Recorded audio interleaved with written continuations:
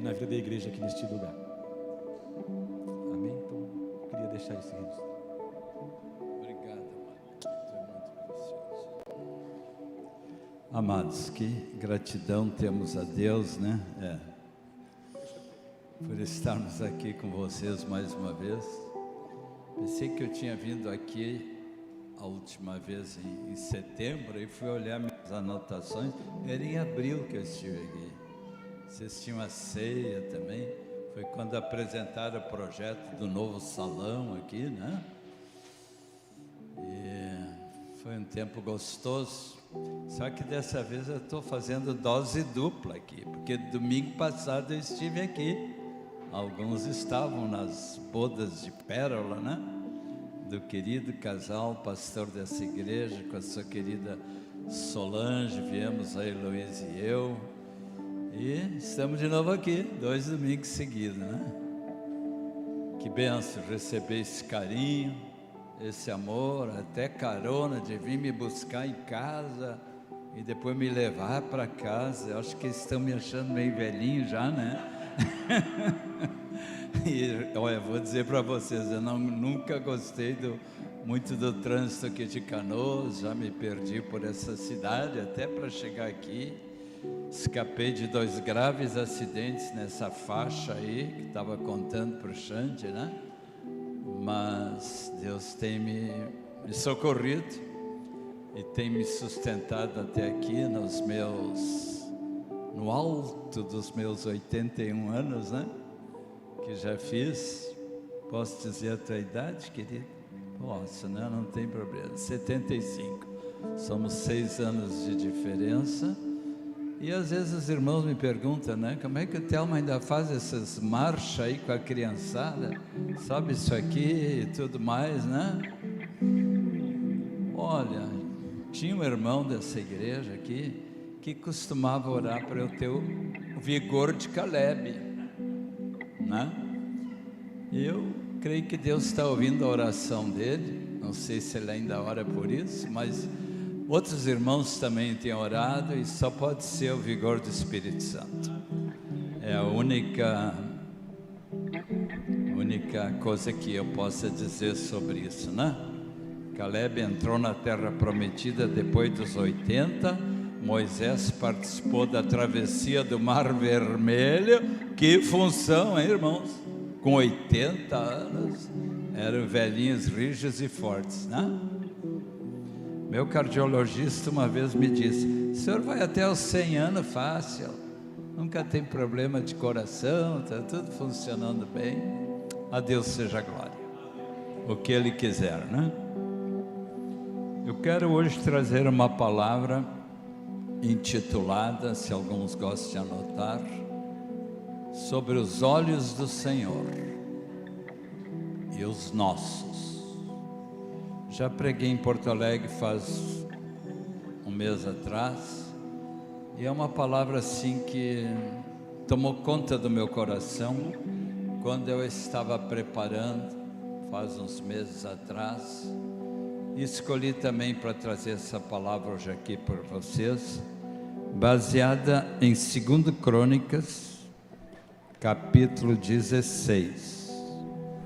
Os nossos irmãos projetistas, né? Já botaram aí, ó, que eficiência, já chegou. É até ali só o totalmente dele, tá, irmão? Tira essa parte final aqui. Nisto procedesse, loucamente, isso aqui não faz parte. Então o versículo é esse: quanto ao Senhor, seus olhos passam por toda a terra, para mostrar-se forte para com aqueles cujo coração é totalmente dele. Um versículo muito amado, né?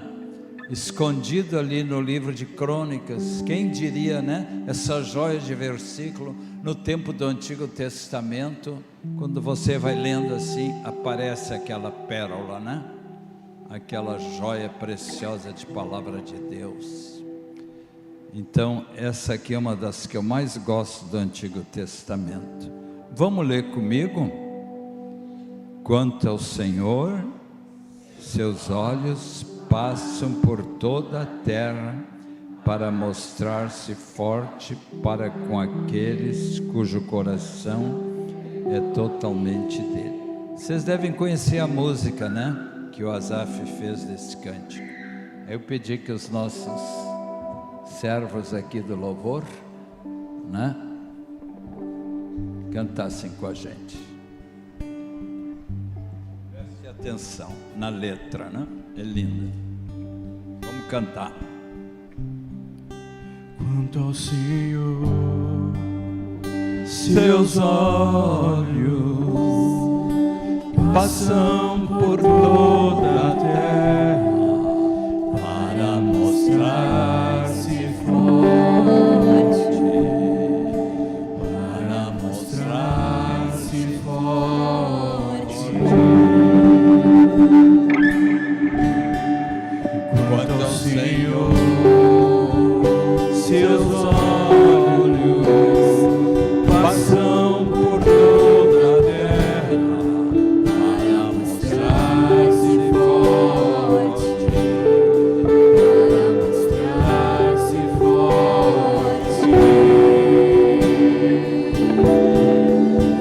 para com aquele cujo coração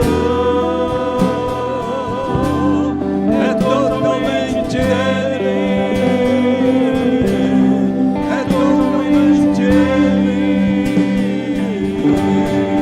para com aquele cujo coração é totalmente Ele, é totalmente dele. Senhor, quanto ao Senhor, seus olhos passam por quanto ao Senhor, seus olhos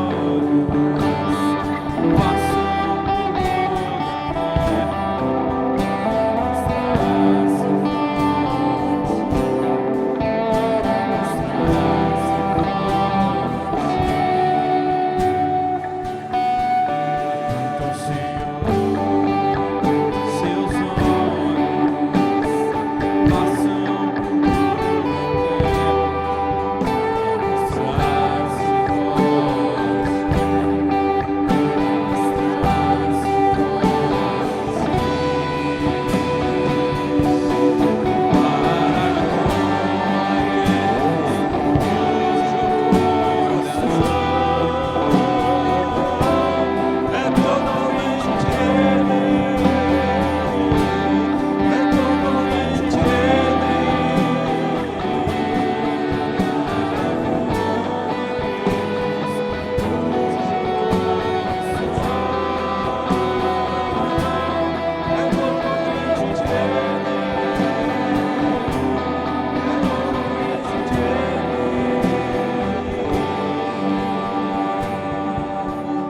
meu coração é Deus, meu coração é Deus, Senhor, meu coração é Deus, meu coração é Deus, Senhor. Aleluia, amados. Meu querido irmão, minha querida irmã, né? Todos que estamos aqui nesse culto tão maravilhoso, quero convidá-los a fazer uma oração comigo, um exercício espiritual, porque a oração também é um exercício espiritual. Mas eu peço que todo feche seus olhos agora e se concentre no Senhor. Ele está em seu alto e sublime trono, e seus olhos estão passando agora também por toda a terra. E neste momento, imagine que ele esteja olhando aqui para a América do Sul e se fixam aqui no nosso Brasil e começa a percorrer, olhar por todos os estados da nossa nação e chego aqui ao nosso Rio Grande do Sul e olham para nossa Porto Alegre, ou seja, agora Canoas, e se concentram os olhos do Senhor aqui no bairro Fátima, e nos enxergam agora nesse prédio da Rua Augusto Pestana 62. Que bom que Ele pode nos ver adorando e louvando o seu nome.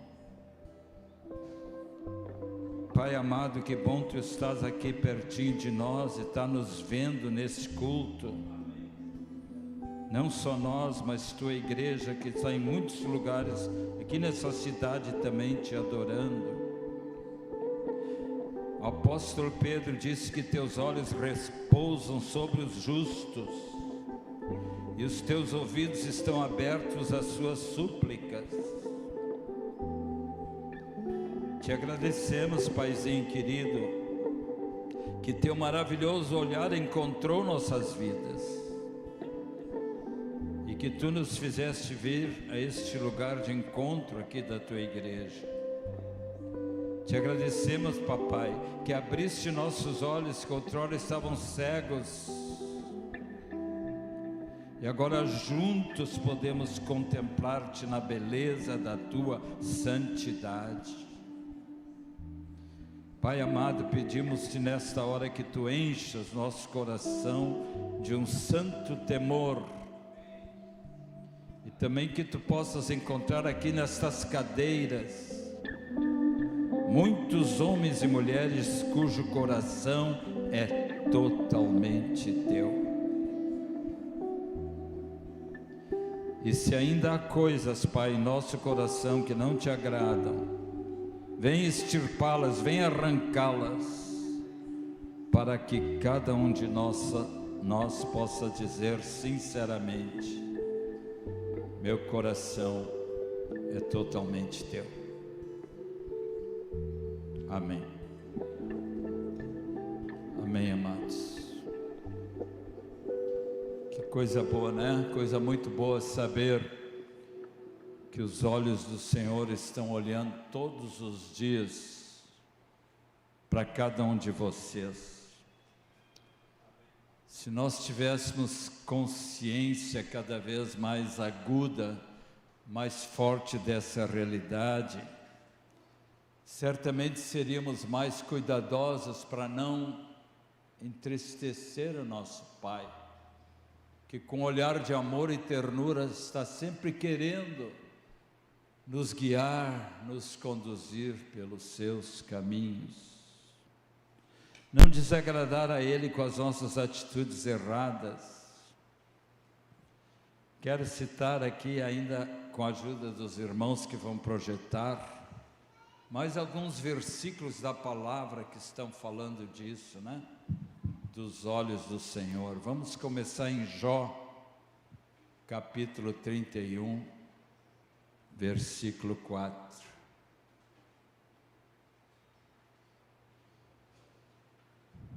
Eu vou pedir a versão RA, se possível, tá? É essa que vocês têm aí? A RA? Tá. Ou Deus não vê Deus os meus caminhos e não conta todos os meus passos? Já pensou? A moça está caminhando aqui, ó, chamei a atenção dela porque ela estava passando por aqui, ela está contando teus passos, viu? De lá até aqui, Deus estava contando os teus passos. Se Ele conta até os fios da minha cabeça, os fios de cabelo, né? Cadê eles, né? Estão sumindo, né? Eu devo ter pouquinho, né? Acho que não é tão difícil para Deus contar, né? Mas imagina, né? Uma longa cabeleira de uma irmã, né? Deus se preocupa até com os nossos cabelinhos, querido Pai, né? Ele disse que veio para suprir cada uma das tuas necessidades. Salmo 94, versículo 9. Olha que bonito. Aquele que fez ouvido, acaso não ouvirá? E o que formou os olhos, será que não enxerga? Sim ou não, irmãos? Claro que enxerga. Claro que Ele nos enxerga. Ele formou os nossos olhos. Deus também tem olhos. Claro, não como um ser humano como nós, porque Deus é Espírito, mas a Bíblia usa essa palavra aí, se chama antropomórfica, né? Uma palavra difícil, mas a maneira dos homens entenderem, Deus usa palavras assim, né? A Bíblia fala nas suas costas, mas quer dizer a glória. Mas a gente pode entender isso melhor, porque Jesus se fez carne, né? E habitou entre nós. Então Ele em corpo está lá na glória, com o corpo ressuscitado. Então fica mais fácil de entender, né? Ele é um homem, Deus como nós, Deus e homem, né? Está nos olhando. O Salmo 139, que é um dos meus salmos preferidos, que eu chamo Salmo da sondagem. Sondagem, alguém já leu esse salmo hoje aqui, né? Deus está nos sondando, né? Deus está cavando a nossa alma, né? Para ver que lá do íntimo, se nós somos sinceros ou não. Ele quer receber da nossa parte um louvor em espírito e em verdade, ou seja, sincero, de verdade. É muito lindo isto. E esse Salmo 139, eu vou escolher alguns versículos daqui, começando de 1 a 3, pode ir colocando. Senhor, Tu me sondas e me conheces. Sabes quando me assento e quando me levanto. De longe penetra os meus pensamentos. Esquadrinhas o meu andar e o meu deitar e conhece todos os meus caminhos. Esquadrinhar é isso, penetrar lá no fundo, né? Tirando tudo que é ruim, né? Nos esquadrinha, nos purifica, nos limpa. Pula para o versículo 7, meu querido irmão do projetor. Aqui também diz: para onde me ausentarei do teu espírito? Para onde fugirei da tua face? Se subo aos céus, lá estás. Se faço a minha cama no mais profundo abismo, lá estás também. Se tomo as asas da alvorada e me detém nos confins dos mares, até ali haverá de me guiar a tua mão e a tua destra me susterá. Não podemos escapar do olhar do Senhor. Como Jó foi tolo, né? Jonas, aliás, como Jonas foi tolo, né? Para se esconder de Deus, tomou um navio para fugir até uma cidade, porque queria escapar do chamado de Deus. Deus não iria enxergá-la, então resolveu ir bem longe. E por essas manifestações poderosas de Deus, Deus fez que aquele navio naufragasse e poucos foram salvos. O Jonas foi milagrosamente, depois que foi jogado na água, né? Engolido por um grande peixe. E lá dentro da barriga do peixe fez uma oração. Já que Deus estava vendo ele lá, tão escondido, na profundeza do mar.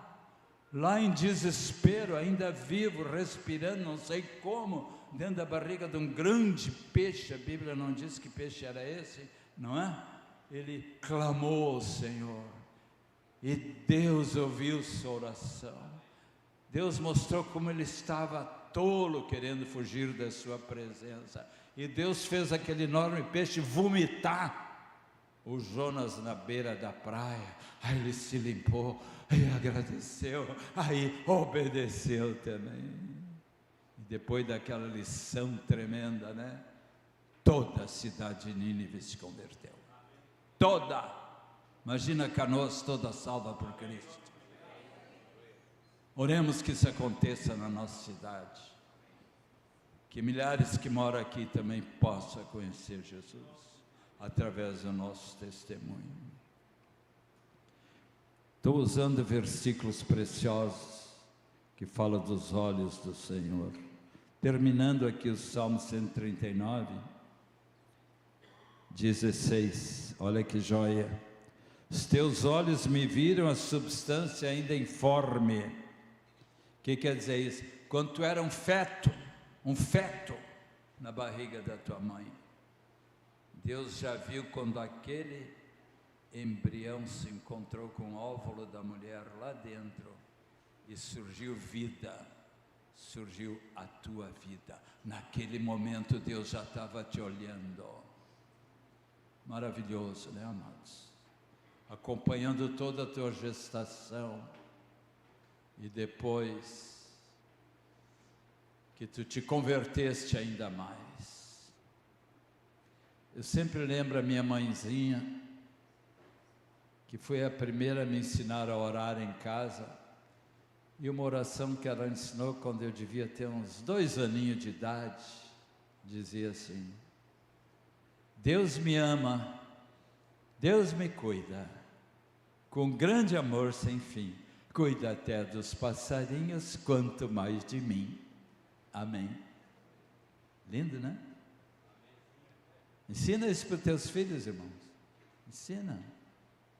Teus filhinhos pequenos. E aquela oração de alguma maneira marcou meu coração. E aos 14 anos eu me converti. Hã? Que bênção, né? Quando eu aprendi essa oração, faz tanto tempo já. Provérbios 15, 3. Os olhos do Senhor estão em todo lugar, contemplando os maus e os bons. Deus está vendo aquele jovem perverso. Deus está vendo as coisas horríveis que as pessoas estão fazendo contra uma e as outras. Deus está chorando por essas criancinhas que são abusadas sexualmente, tão pequeninas, através de homens sem coração. Deus está vendo o sofrimento das guerras. Deus está vendo o sofrimento de uma mãe que chora por seu filho perdido.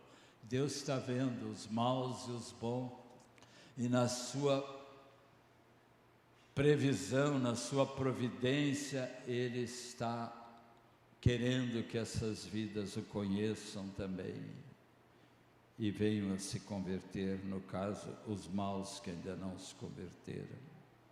Zacarias, outra pérola de versículo, olha o que diz Zacarias 4:10.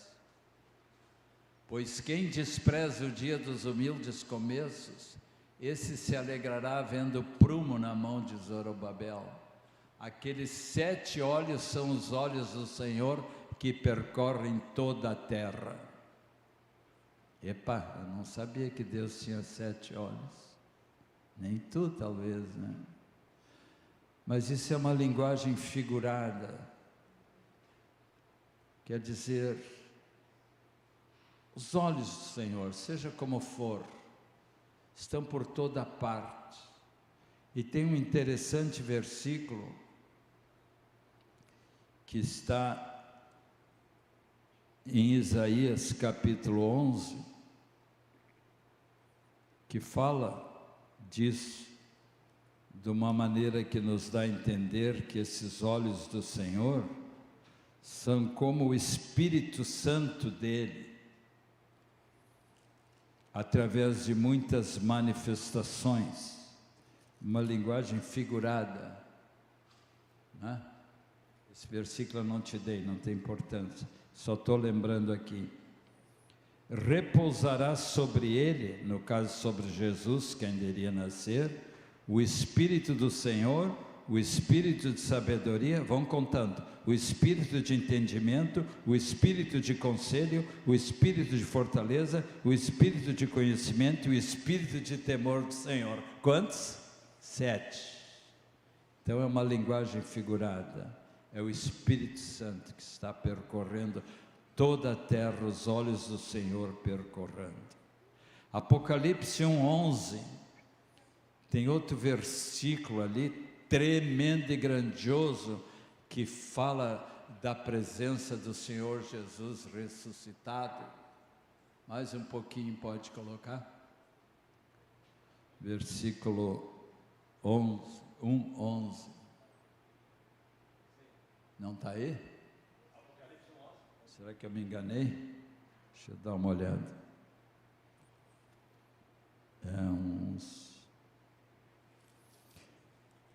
Ali fala que os olhos do Senhor são como chama de fogo. Se tu descobrir lá, pode botar. Eu posso ter me enganado aqui no versículo.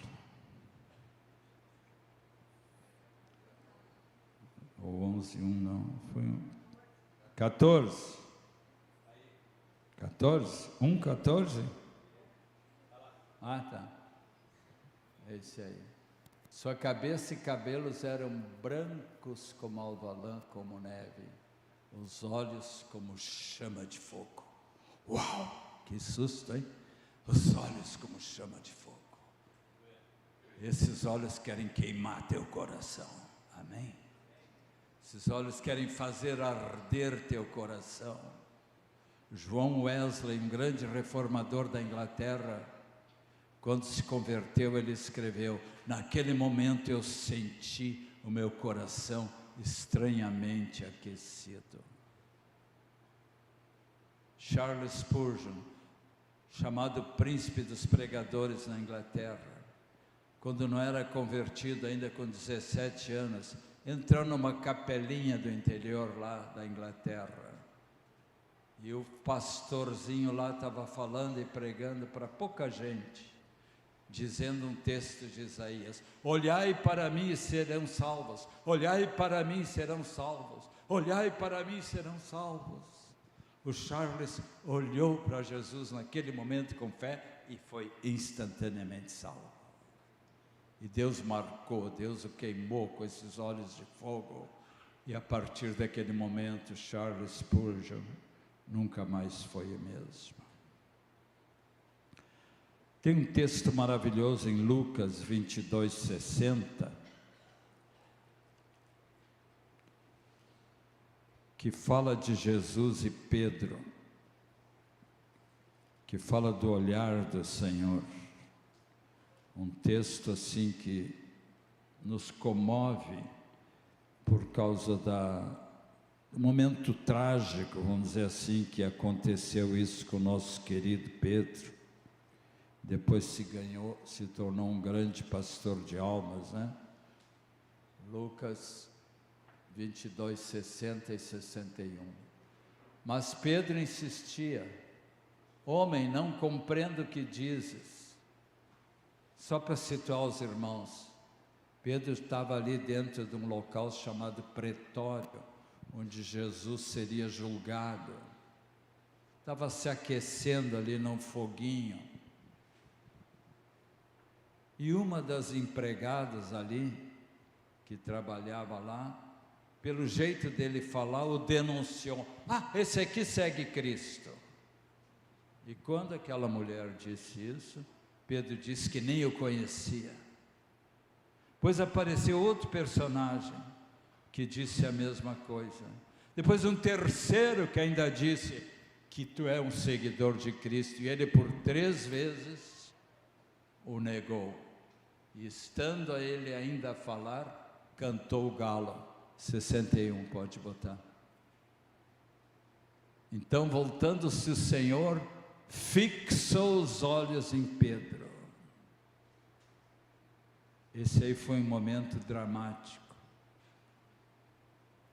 Não é de admirar que Jesus tinha dito um pouco antes: Pedro, quando tu te converteres, pelo jeito ele não estava convertido ainda. Mas como? Já estava andando com Jesus? Já estava em discipulado com Jesus? Não era convertido? Dá a entender que não. E aí então, negou Jesus 3 vezes. Jesus já tinha dito que antes que o galo cante, tu me negarás 3 vezes. E aquela profecia de Cristo se cumpriu para a grande tristeza de Pedro. Te imagina nessa situação, meu querido? Ele ficou literalmente arrasado.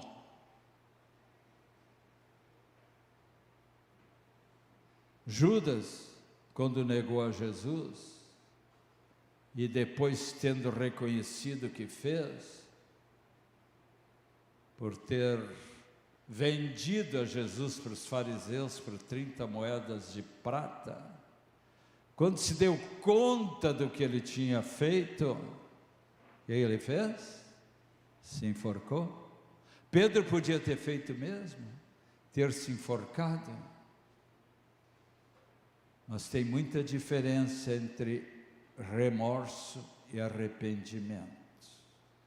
Pedro depois viria a se arrepender, porque ele ficou ali nesse momento que o olhar de Cristo se fixou sobre ele. Imagina Jesus passando ali, o galo cantou, aí naquele momento Jesus olha para ele, né? Aí ele se deu conta. Podia ter se matado também, mas ainda assim arrependido, quebrantado, ele esperava do Senhor uma segunda chance. Judas não teve isso, morreu e foi para o inferno. Mas Jesus estava de olho naquele seu discípulo. Aquele olhar de Jesus sobre Pedro, amados, foi ao mesmo tempo um olhar de repreensão, né? Como que dizendo, eu sabia que tu irias me negar, mas ao mesmo tempo de misericórdia. A justiça de Deus, que muitas vezes nos repreende, também inclui a sua misericórdia. Amém? Glória a Deus que é assim. Se não por qualquer pecado que eu cometesse, Deus ia fazer assim, ó, nos dá um peteleco. Não quero mais nada contigo, tu não presta para ser meu discípulo. Então, se há um desviado aqui dentro, que está voltando para a igreja do Senhor, lembre-se, Deus ainda quer te dar uma oportunidade.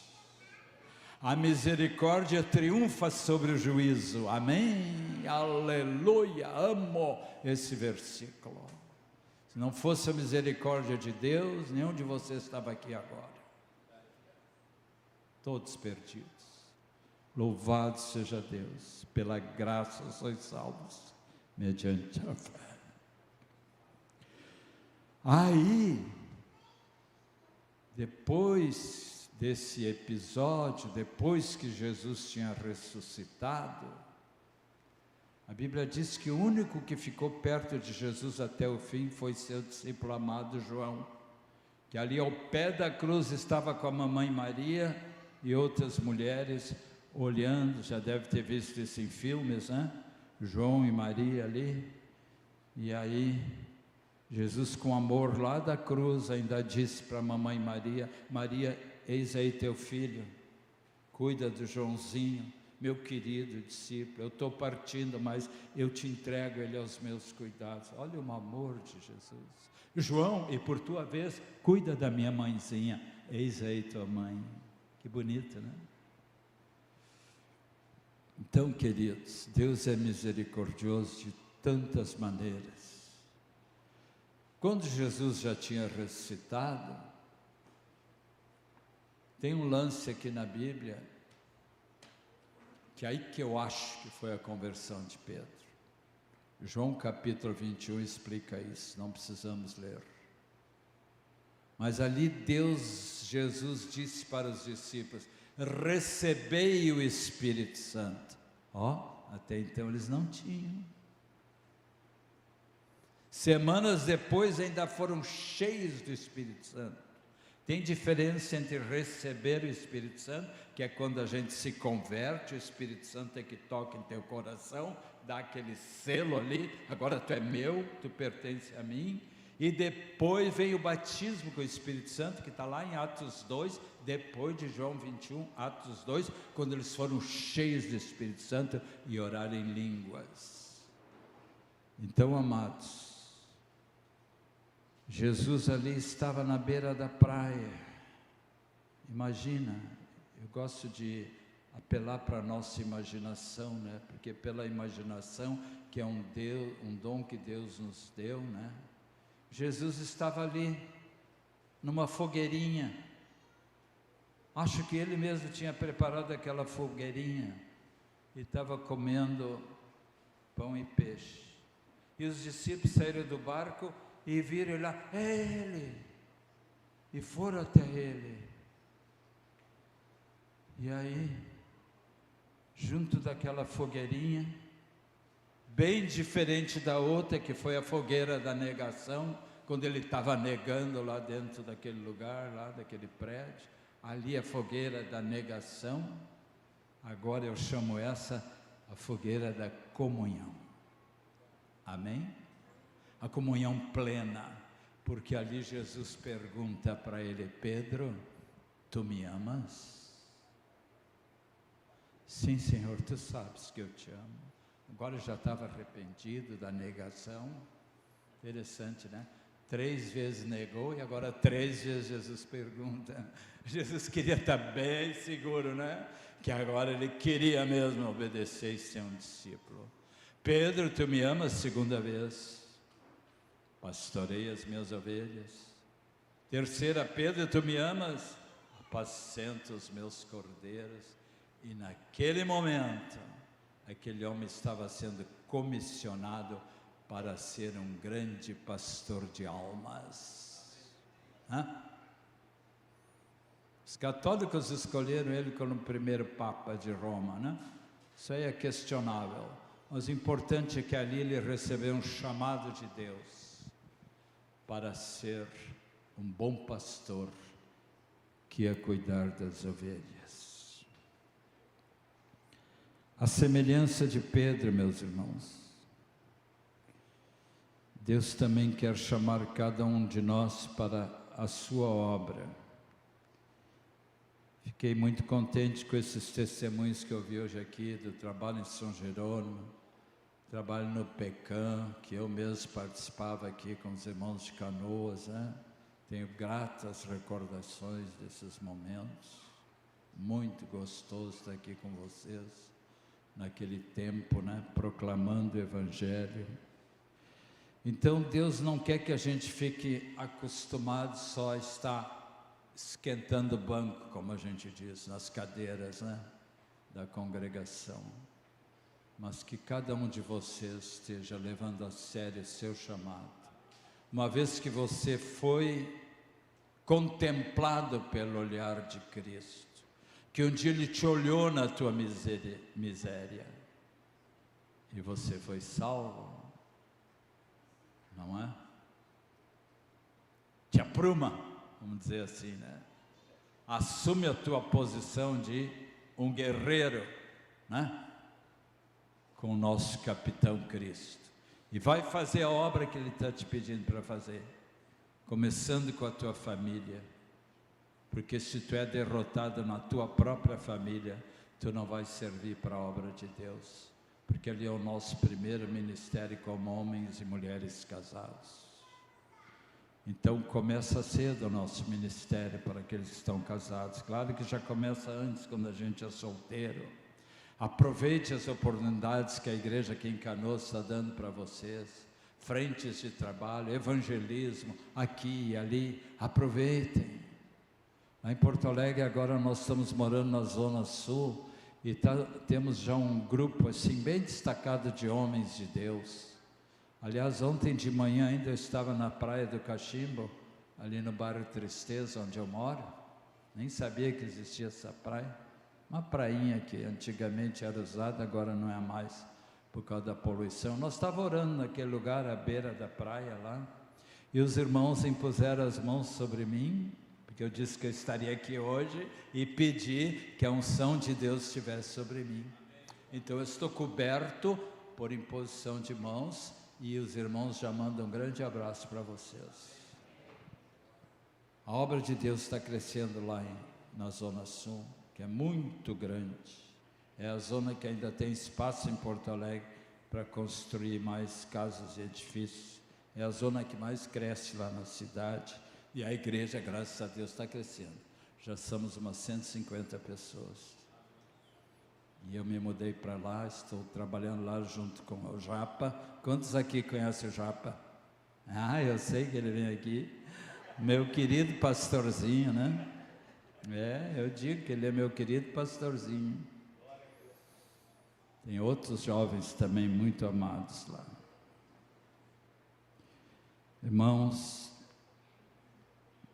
eu tive momentos em minha vida também que eu quase me afastei do Senhor. Mas o olhar dele não deixou me perder. Ele me tocava com a sua presença e eu voltava para ele. Se tu podes estar numa fase aqui, algum jovem aí, né, que está pensando, mas é difícil um compromisso de santidade com Cristo. Eu não pensei que ser discípulo de Cristo exigia tanto. Sim, tem um preço a pagar, é o preço do discipulado, é o preço da autonegação, é o preço de não amar o mundo e as coisas que há desse mundo, é o preço de não se deixar envolver pelos prazeres da carne e das coisas desse mundo, só com as coisas lícitas, não com as coisas ilícitas. Eu tive um período na minha vida que eu era assim, crente ioiô. Conhece o crente ioiô?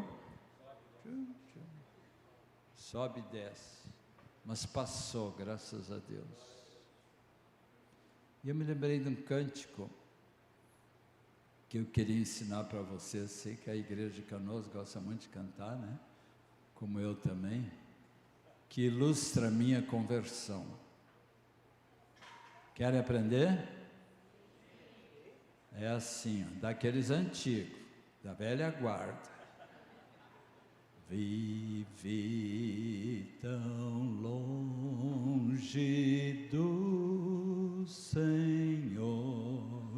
assim eu quis andar,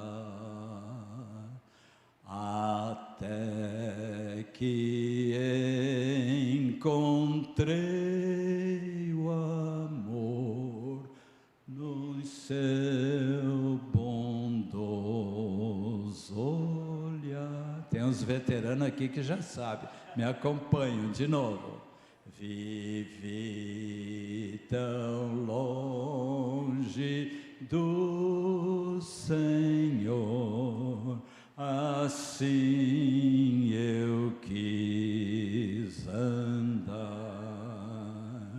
até que eu encontrei o amor em seu bondoso olhar. O estribilho agora.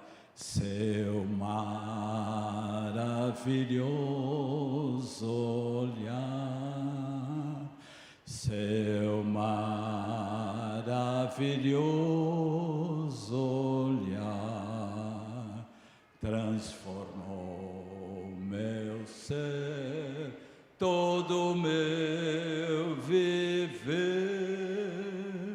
seu maravilhoso.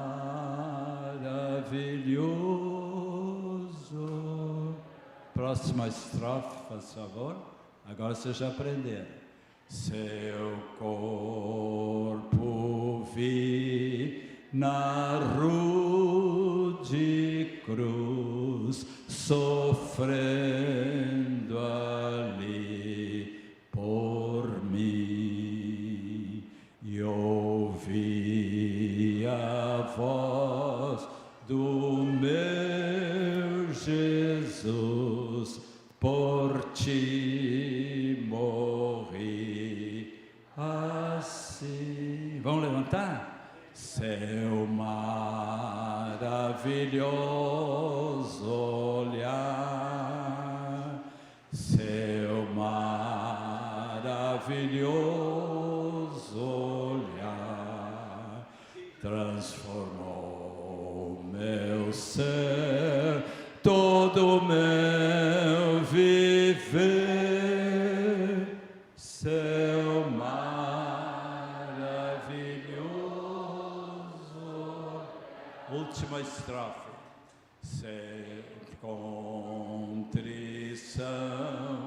Então voltei à fonte deste amor,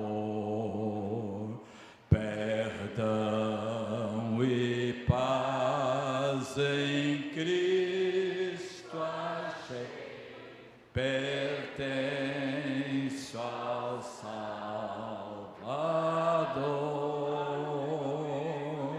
céu maravilhoso olhar,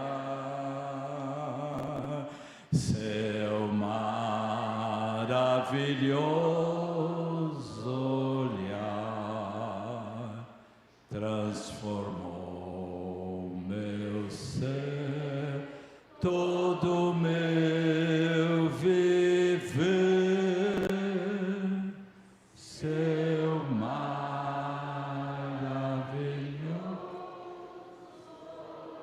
Feche seus olhos agora e agradeça a Deus por seu maravilhoso olhar que te olhou na tua miséria e te lavou no sangue de Jesus e te purificou pelo Espírito Santo e quer continuar guiando a tua vida sob seus cuidados, sob seu maravilhoso olhar. Se há alguma vida aqui que ainda não conhece Jesus e quer se entregar a Ele, por que não faz isso agora? Se há alguma vida aqui que está tropeçando, está longe de Deus, quer se reconciliar com Ele de todo o coração, aproveita esse momento. Deus está te chamando. Se tu queres fazer isso, vem aqui à frente agora, que a gente quer orar por ti. Enquanto cantamos mais uma estrofe. Seu maravilhoso olhar, pode vir. Seu maravilhoso olhar transformou meu ser, todo meu viver, seu maravilhoso olhar. Pode sentar, amados, não terminei ainda, um pouquinho mais só. Agora eu quero aplicar o seguinte, já que sabemos do seu maravilhoso olhar por nós, né? Quero perguntar para ti e para mim também, e como está o meu olhar para Ele? Como está o nosso olhar para Ele? Ele está sempre nos olhando, nos cuidando, nos amando, nos guiando os passos, contando os fios da nossa cabelo, enfim, tudo, né? Deus sempre espera da nossa parte, amados, uma resposta positiva de tudo aquilo que Ele faz na sua misericórdia. Podemos até dizer que há uma grande diferença entre os olhos de Deus e os nossos. Humanamente falando, fisicamente falando, a gente enxerga ou fixa os nossos olhos numa só coisa de cada vez. Eu não posso me fixar, né? Fixar, estou dizendo, nesses cachos de uva aqui, ao mesmo tempo pão, só se eu viro o olhar para lá, assim para cá, viramos a cabeça, é sempre uma coisa de cada vez, não é? Nós temos visão limitada, mas nosso Deus pode chegar ao mundo inteiro de uma vez só, amém? Que visão extraordinária! Ele é o super-herói, tem uma super visão, né? Uma grande supervisão. Nossos olhos enxergam a parte externa das coisas, mas Deus julga o coração e nada para Ele é oculto. Lembra da história de como Davi foi escolhido rei? Quem se lembra dessa história? Davi tinha um pai chamado Jessé, e Deus tinha revelado para o profeta Samuel que um dos 8 filhos de Jessé seria o futuro rei de Israel. Jessé sentiu-se super honrado, né, de ter a visita daquele grande profeta em sua casa. Aí foi chamar os filhos. Elisama, vem cá. Samá, vem cá. E está lá os nomes de todos os filhos, né? Foi chamando um por um, certo? Mostrou primeiro os mais velhos, os mais fortes, os mais bonitos, e o profeta só olhava assim.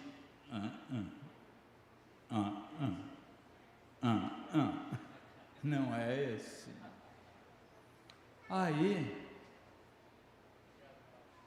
ele pergunta para o papai Jessé: não tem mais nenhum filho? Aí o pai, tonto, né? Parecia um tonto. Tá, tem um que está cuidando das ovelhas lá, o Davizinho, quer que eu chame? Meio sujo lá, cheirando a ovelha, né? Chegou lá o Davi, e o profeta Samuel, que conhece os corações, que era um homem ungido pelo Espírito Santo, disse: é este.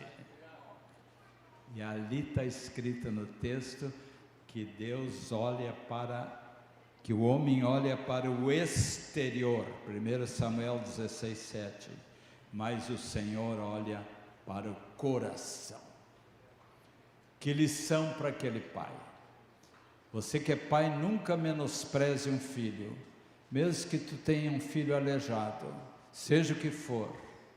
Nunca menospreze, nunca elogie um filho na frente do outro, dizendo que esse aqui é um burrinho, mas aqui está meu filho inteligente, um do lado do outro. Talvez vocês sofreram traumas assim na infância, por ter a tua mamãe ou o teu papai ter o seu filhinho de coração. Cuidado com isso. Todos os nossos filhos são importantes para Deus. E nós não devemos cair no pecado de fazer acepção de pessoas. Nossos olhos podem ser ludibriados e iludidos, mas os do Senhor, jamais. Nossos olhos não estão sempre abertos, mas o Salmo 121 diz que os olhos do Senhor não cochilam, não toscanejam, diz a versão RA, nem dormem. Deus está com os olhos sempre abertos. Primeiro pecado de Adão e Eva foi através dos olhos. Sugestivo isso, né? Eva olhou demais para aquela árvore do fruto proibido. Deus já tinha avisado tanto para ela como seu marido que não era nem olhar para aquela árvore, muito menos tocá-la, muito menos comê-la. Mas a tentação foi mais forte, e pela cobiça do olhar, olhando aquela que talvez era a fruta mais linda do jardim, né? O diabo ainda deve ter dado uma lustrada, né, Roberto? Para torná-la ainda mais atraente. A mulher caiu, e o panaca do marido dela foi junto, só dizendo assim, né? Por que ele não protestou naquela hora? Porque ele não disse: mulher, eu já te disse, Deus disse que não é nem para tocar. E tu está me dando um pedaço que é nada, engolia, gostou muito. O homem é conivente. Às vezes a gente gosta muito de culpar as mulheres, né? O marido diz para a mulher: viu, é por causa de ti que eu estou assim. O Adão se queixando da Eva, né?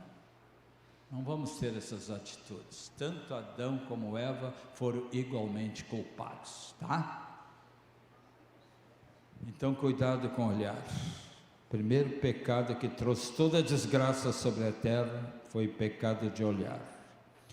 Nossos olhos podem ser cheios de cobiça, de avareza. Nossos olhos físicos podem ter doenças oculares. Tanto a Heloísa como eu já nos operamos da catarata, né? Tivemos que usar óculos ainda para enxergar melhor. Nossa visão vai enfraquecendo com a idade, né? E essa catarata pode ser comparada, sabe com o quê? Catarata é uma membrana que vai aos poucos cegando o nosso olho. Uma membraninha pequena, uma pelezinha, né? Assim as coisas desse mundo, se você não toma cuidado com o teu olhar, elas vão te sujando, vão te apagando, até tu ficar espiritualmente cego. Cuidado, irmão. É uma advertência que o Senhor nos diz. Jesus falou que os olhos são a lâmpada do corpo. Que palavra sábia e profunda. Se os teus olhos forem bons, todo o teu corpo será luminoso. Que tal? Mateus 6:22. Que tal? Se os teus olhos forem bons, todo o teu corpo será luminoso. Tá bom. Se a tua mão te faz pecar, corta e lança fora de ti. Se os teus olhos te fazem pecar, arranca-o. Claro que Jesus estava falando simbolicamente, figuradamente. Ninguém vai cometer essa loucura, né? Se bem que já teve gente que fez isso, até cortou a mão. Então, cuidado com essas atitudes. Nós temos, quando Jesus disse para lançar fora o olho, cortá-lo e a mão, ele estava falando da nossa mente. Corta mentalmente. Não te deixa seduzir mais por este pecado. Encerrando a minha palavra, quero ainda colocar 3 versículos que eu gosto muito. Salmo 121, um exercício para vocês. Primeiro, fazer todos os dias, assim como nos exercitamos fisicamente, vamos estar espiritualmente com o Salmo 121. Elevo os olhos para...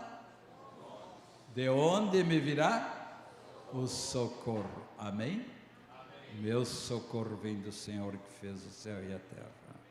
Pratique isso todos os dias.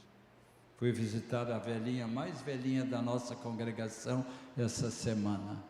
Aí ela nos disse que o seu salmo preferido é o 121. Sinal que ela praticava, né?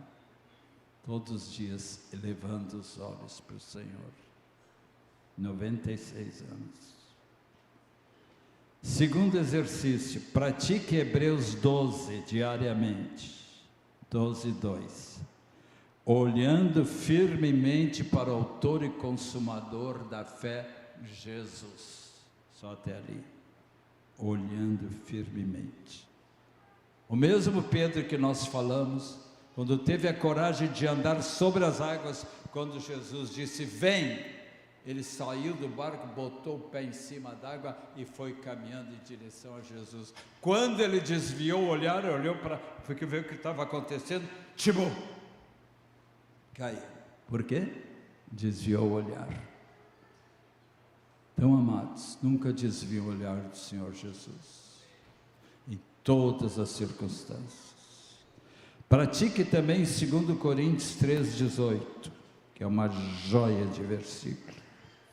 Todos nós com o rosto desvendado, contemplando como por espelho a glória do Senhor, somos transformados de glória em glória na sua própria imagem, pelo Espírito. Contemplando é mais que olhar, é se fixar. 2 Coríntios 14:16-18 diz, atentando nós, ou fixando-nos os nossos olhos nas coisas que permanecem eternamente e não nas coisas que se acabam.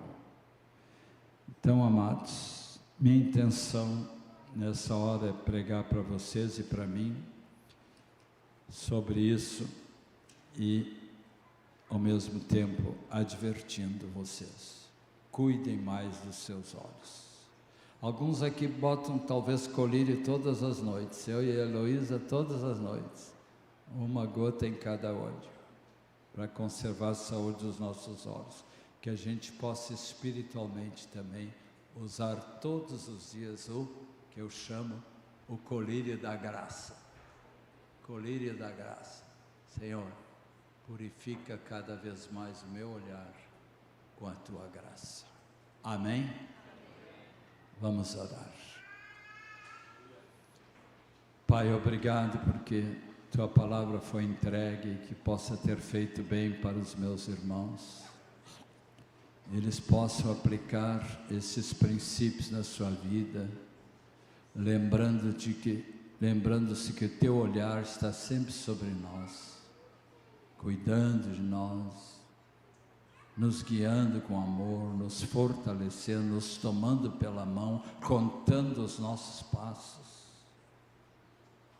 Ó Senhor, obrigado por teu amor por nós, ajuda-nos a corresponder e que simultaneamente também o nosso olhar possa estar sempre olhando os teus olhos, olhando o teu rosto, e assim vamos sendo transformados de dia após dia, até a tua volta. Em nome de Jesus, muito obrigado. Amém.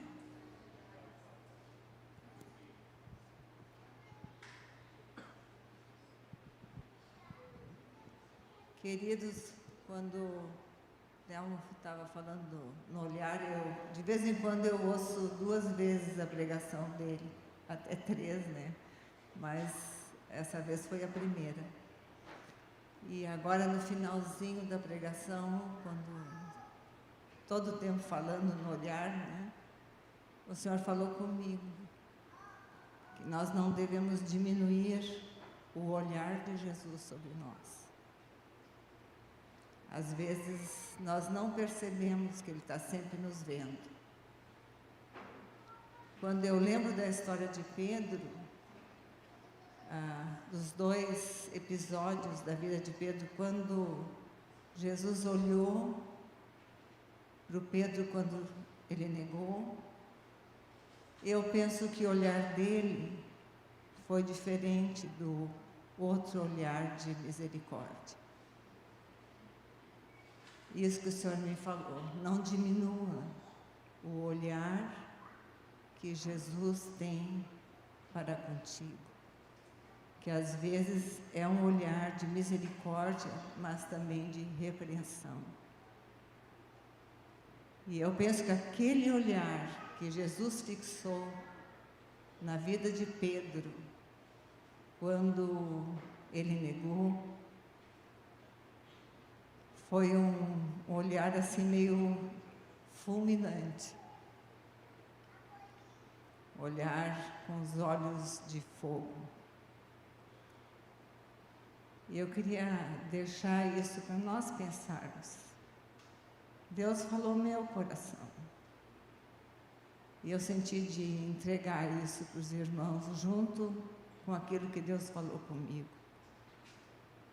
Irmãos, se nós não formos determinados a responder ao olhar de Jesus, nós vamos sempre pensar que Ele está olhando para nós, mas nós podemos não dar importância àquilo que Jesus está nos falando até pelo olhar. Mas nós temos que ser determinados, nós temos que ser decididos. Não é só querer, eu tenho que decidir. E nós temos que ser fiéis com a nossa própria decisão, com o nosso compromisso de decisão por Jesus. Lembremos, irmãos, de não diminuir a importância do olhar do Senhor sobre nós. Cada dia Ele está nos vendo. Às vezes eu levanto de manhã e olho, nós temos uma bela paisagem para olhar. E às vezes eu lembro, o Senhor deve estar passando o olhar sobre o nosso bairro e também para mim. Eu fico grata ao Senhor, que Ele não esquece de nós. Nós também não devemos esquecer dele e menosprezar aquilo que Ele faz por nós. Amém.